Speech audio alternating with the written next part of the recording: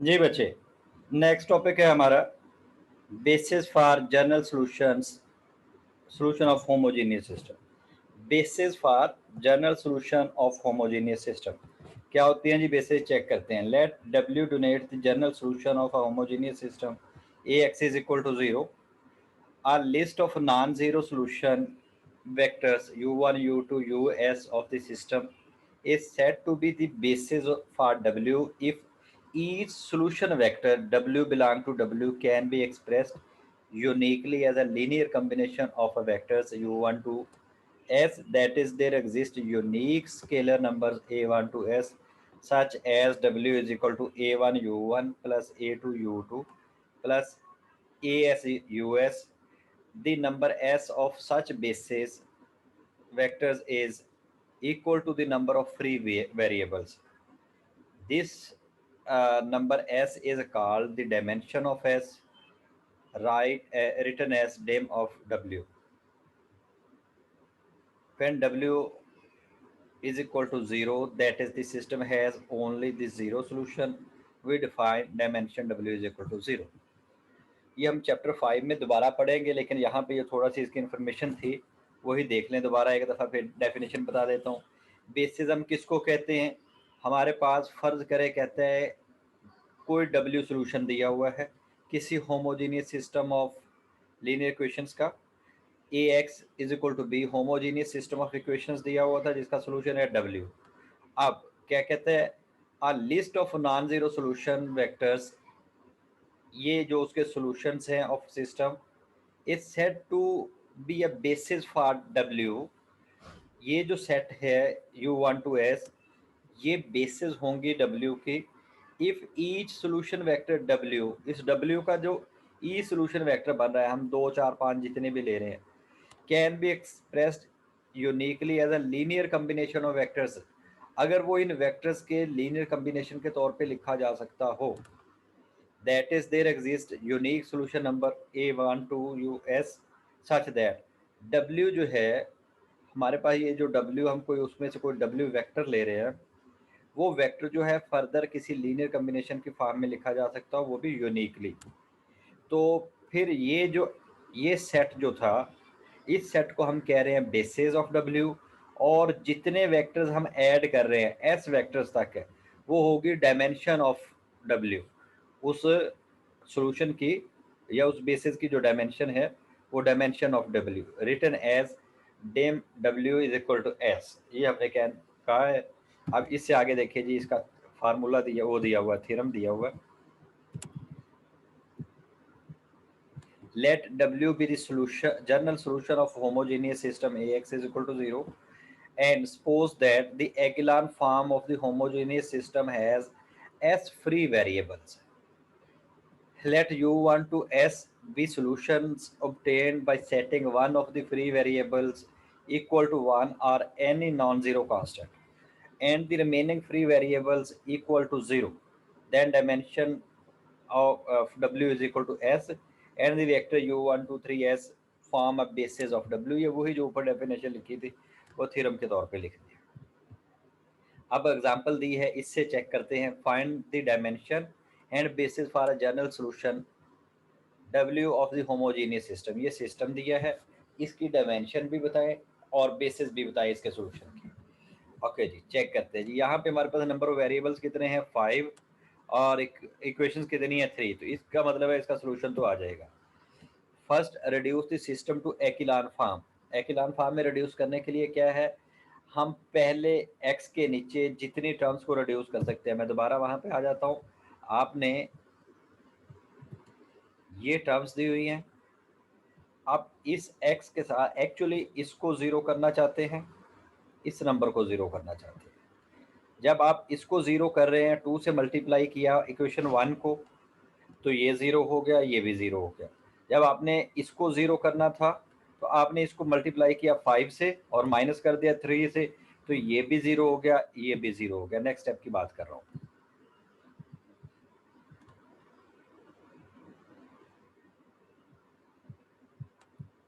यहाँ पे reduce the system this one, ये आपके पास पहले दोनों टर्म्स जीरो हो गई।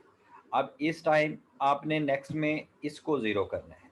जब इसको 0 करने गए तो आपके पास इसको 2 से मल्टीप्लाई किया तो पूरी रो ही सेम हो गई, तो आपके पास ये टर्म्स आ गई। अब आपके पास फ्री वेरिएबल्स कौन कौन से आ गए? x2 आपका फ्री वेरिएबल है, x4 फ्री वेरिएबल है और x3 फ्री वेरिएबल है। तो ये जो फ्री वेरिएबल्स है इनको आपने कोई नंबर दे दिया। अब फॉर एग्जांपल आपने पहले ये कहा, यहाँ पे उसने कहा the system in echelon form has 3 variables, free variables x2 x4 x5 has dimension w is equal to 3। तो इसकी डायमेंशन कितनी आ गई? 3। ये एमसीक्यू का क्वेश्चन है। 3 solution vectors that form a basis for W are obtained as follows। तो क्या आ गए? Set x2 is equal to, ये अपने पास से नंबर दे रहे हैं, x2 को हमने 1 दे दिया, x4 को 0, x5 को 0 और बैकवर्ड सब्स्टिट्यूशन की, तो ये सोल्यूशन आ गया। ये एक सोल्यूशन। अब आपने x2 को 0 कहा, x4 को 1 कहा, ये अपनी मर्जी से कह रहे हैं, ये कोई भी सोल्यूशन आ सकता है, इन्फिनिट सोल्यूशन होंगे ये। तो यहाँ पे आपके पास u2 ये आ गया। फिर x2 को 0, x4 को 0, x5 को नंबर दे दिया आपने, तो ये आपके पास ठीक है, ये सोल्यूशन आ गया। ये 3 आपके पास वेक्टर आ गए, u1 u2 u3। अब यहाँ पे आप जैसे चाहें और बनाना चाहें और बना सकते हैं। ये आपके जितने वेक्टर्स आए, ये जो है ये आपकी बेसिस बना रहे हैं। हाँ जी, any solution of system 3.8 can be written in the form.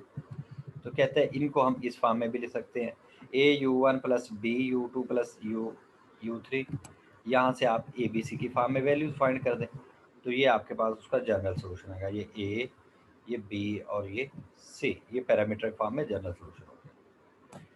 Non homogeneous and associated homogeneous system. Non homogeneous क्या है? इसकी राइट साइड पे कोई नंबर दिए हुए हैं। Let ax is equal to b be a non-homogeneous system of linear equation, then ax is equal to 0 is called associated homogeneous system। अगर ये b दिया हुआ है तो नॉन होमोजीनियस। अगर यहाँ पे b की जगह पे हमने 0 कर लिया, अगर इटसेल्फ 0 था तो ये इक्वेशन ही होमोजीनियस हो गई। अगर हम लेफ्ट साइड को ले लेते हैं, राइट साइड अज्यूम कर लेते हैं, ये छोड़ देते हैं, तो फिर हम उसको कहते हैं ये हमारे पास एसोसिएटेड है इस नॉन होमोजीनियस सिस्टम के साथ, एसोसिएटेड होमोजीनियस सिस्टम होगा। क्या? उसकी राइट साइड ये हमने ये दोनों जो थे 7 और 8 रिमूव करके लिख दिया, तो ये नॉन होमोजीनियस का associated homogeneous system ji.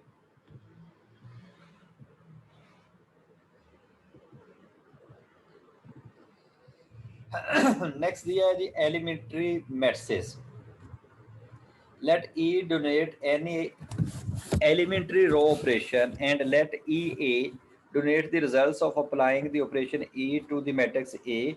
Note let E be a matrix donated by applying E to identity matrix E, that is E is equal to E of I.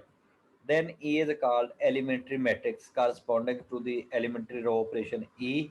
Note that E is always a square matrix. Okay, ये square matrix भी होना चाहिए। अब कहता है जी consider, example दी हुई है, consider the following 3 elementary row operations, interchange R2 and R3। अपने पास से उसने दिया है रो 2 और रो 3 को इंटरचेंज कर दें। आपके पास एक आइडेंटिटी मैट्रिक्स था, उसकी आपने रो 2 और रो 3 ये इंटरचेंज कर दी। फिर क्या कहता है, रिप्लेस रो 2 बाई -6 R2, तो इसको 6 से मल्टीप्लाई कर दें।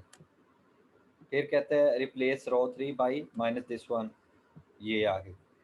दी 3x3 elementary matrices corresponding to above elementary row operations are as follow.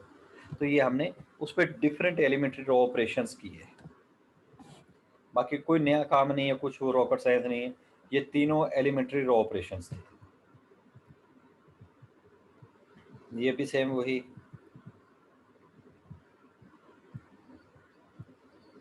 Okay, असर है एप्लीकेशन ऑफ एलिमेंट्री मैट्रिसेस या एप्लीकेशन टू फाइंडिंग इनवर्स। मैं इनवर्स फाइंड करके देता हूँ आपको।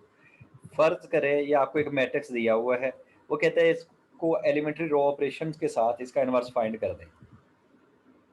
चले, इसने इधर साथ ही शुरू किया हुआ है, मैं अलग से कर दूं।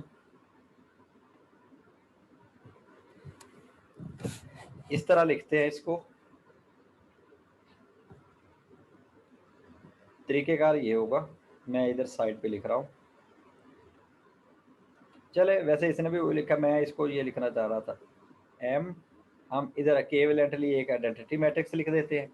इस तरह ऑपरेशन करने हैं कि ये आइडेंटिटी बन जाए, ये जो गिवन है ये आइडेंटिटी बन जाए, और उसके साथ ऑपरेशन करते हुए ये जो बन रहे हो वो आ जाए, वो हमारा एलिमेंट्री रो ऑपरेशन के तहत इनवर्स फाइंड हो जाएगा। ये मैं एक सॉल्व कर देता हूँ।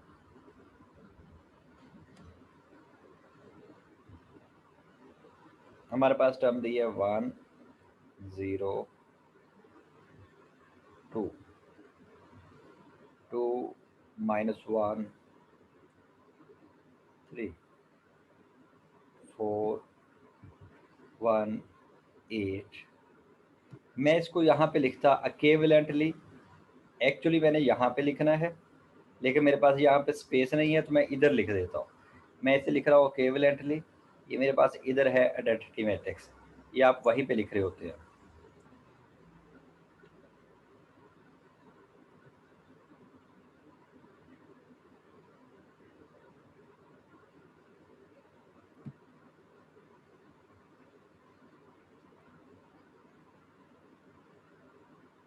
ओके, अब आप क्या करते हैं, आपको ये दोनों जीरो चाहिए, तो मैं ऑपरेशन क्या करता हूँ, रो 2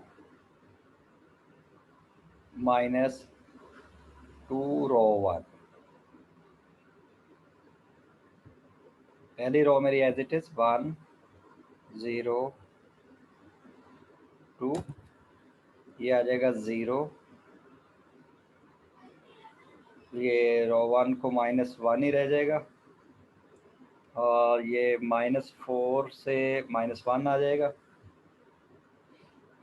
और ये नेक्स्ट रो करता हूँ, रो 2 रो 3 -4 रो 1। तो यहाँ पे क्या आ जाएगा 0 रो 3 एज इट इज आगे 1, और माइनस से 8 -8 और +8 0।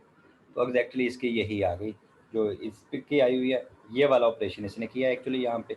और अब यही ऑपरेशन हमने यहाँ पे करना था, तो यहाँ पे देखिए कि मैं यहाँ पे जो इसने लिखा हुआ मैं इसी को कर देता हूँ अलग से, इधर हमने इधर किया था, तो आप यहाँ पे अलग से लिखते या अलग लिखते जो इसने यहाँ पे लिखा हो। पहली रो एज इट इज, जो ऑपरेशन ये उस रो पे किया था इन पे भी कर दिया, ये आ गया। नेक्स्ट हमें क्या चाहिए, ये -1 खत्म करना है, तो मैं सारी टर्म में से -1 कॉमन ले लेता हूँ, या -1 से मल्टीप्लाई कर देता हूँ। -1 से मल्टीप्लाई करूंगा तो मेरे पास ये प्लस हो जाएगा, ये प्लस हो जाएगा, ये प्लस हो जाएगा, ये माइनस हो जाएगा। मैं पूरी रो को -1 से मल्टीप्लाई कर देता हूँ। ओके, अब फर्दर मुझे क्या चाहिए, इस 1 के नीचे 0 चाहिए, इसके ऊपर 0 चाहिए, तो यहाँ पे आप कर देते हैं मल्टीप्लाई। अब इसको इसमें ऐड कर दे, रो 2 और रो 3 को जस्ट ऐड करें, तो ये देखें आपके पास साइमल्टेनियसली सॉल्व करते हुए ये रिजल्ट बन जाएगा। और ये जो रिजल्ट आया साइड पे, जब आपका गिवन मैट्रिक्स आइडेंटिटी बन जाए, गिवन मैट्रिक्स आइडेंटिटी बन जाए, तो रिमेनिंग मैट्रिक्स जो इधर आया आपका वो इनवर्स होगा। और अब इसको आप चेक कर लें, इन दोनों को मल्टीप्लाई करें, दोनों को मल्टीप्लाई करें, अगर दोबारा आइडेंटिटी आ गया तो आंसर सही है, अदरवाइज गलत हुआ आपका। ठीक है जी, ये इसका तरीकेकार था सॉल्व करने का, ये तरीका था, ये आप इनवर्स फाइंड करते हैं इसका। ओके जी, ये है इसके बाद एलिमेंट्री कॉलम ऑपरेशंस। जो हमने रो पे किया सारा प्रोसीजर कॉलम पे है, सेम है, बाकी कोई इसमें वो रॉकेट साइंस नहीं है, जैसे रो के लिए किया वही कॉलम के लिए करना था। ये आगे डीकम्पोजिशन है, ये बाद में देखते हैं।